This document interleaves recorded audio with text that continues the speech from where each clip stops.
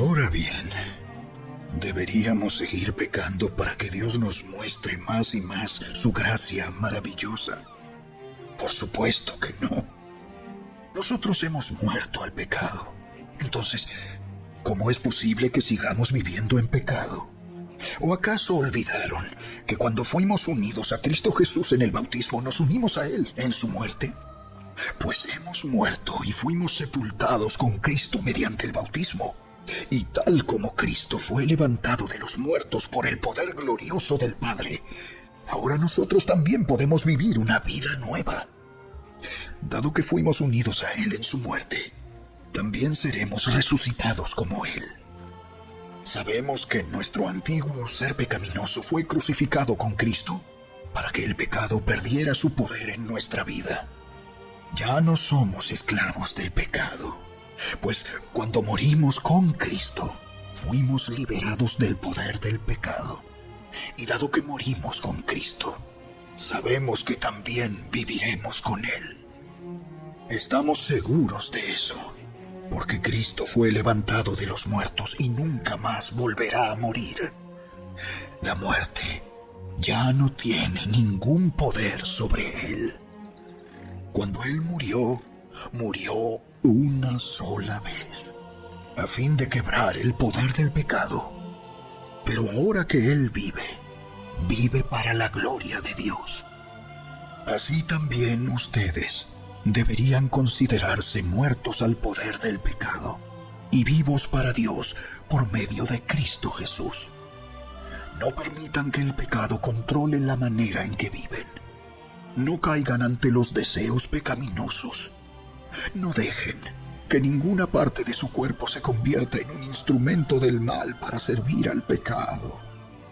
En cambio, entréguense completamente a Dios, porque antes estaban muertos, pero ahora tienen una vida nueva. Así que usen todo su cuerpo como un instrumento para hacer lo que es correcto para la gloria de Dios. El pecado ya no es más su amo, porque ustedes ya no viven bajo las exigencias de la ley. En cambio, viven en la libertad de la gracia de Dios. Ahora bien, ¿eso significa que podemos seguir pecando porque la gracia de Dios nos ha liberado de la ley? Claro que no. ¿No se dan cuenta de que uno se convierte en esclavo de todo lo que decide obedecer? Uno puede ser esclavo del pecado, lo cual lleva a la muerte, o puede decidir obedecer a Dios, lo cual lleva a una vida recta.